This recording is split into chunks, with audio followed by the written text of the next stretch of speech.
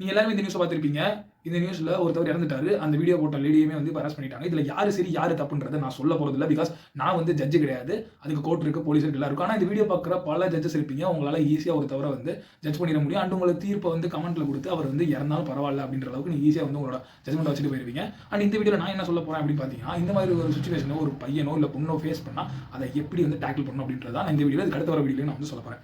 So நீங்க ஒரு பையனா இருந்தீங்க, இந்த மாதிரி ஒரு சிச்சுவேஷன்ல மாட்டிக்கிட்டீங்க அப்படின்னா, இந்திய சட்டத்துல எங்கேயுமே வந்து ஒரு பையனுக்கு இப்படி நடந்தா இதுக்கு வந்து இது அப்படின்னு எழுதப்படலை. ஆனா எழுதப்படலை அப்படின்றதுக்காக நமக்கு நீதி கிடைக்காது அப்படி இல்லை. தவறு யார் செஞ்சாலும் அவங்களுக்கு தண்டனை கண்டிப்பா கிடைக்கும். கோர்ட் வந்து தொடர்ந்து பசங்களுக்கு சாதகமான தீர்ப்புகளை வந்து இந்த மாதிரி கேஸ்களை வந்து கொடுத்துட்டு வராங்க.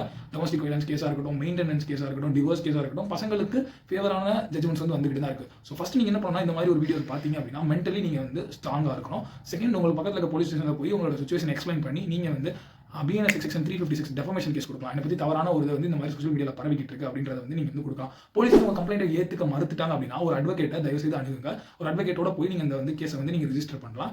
ஸோ வந்து suicide is not a solution for any problem. சட்டம் அறிந்திருப்போம், law is only for lawyers. அடுத்த வீடியோவில் நீங்க ஒரு பெண்ணா இருந்தால் இதை எப்படி டேக்கிள் பண்ணுறத பார்ப்போம்.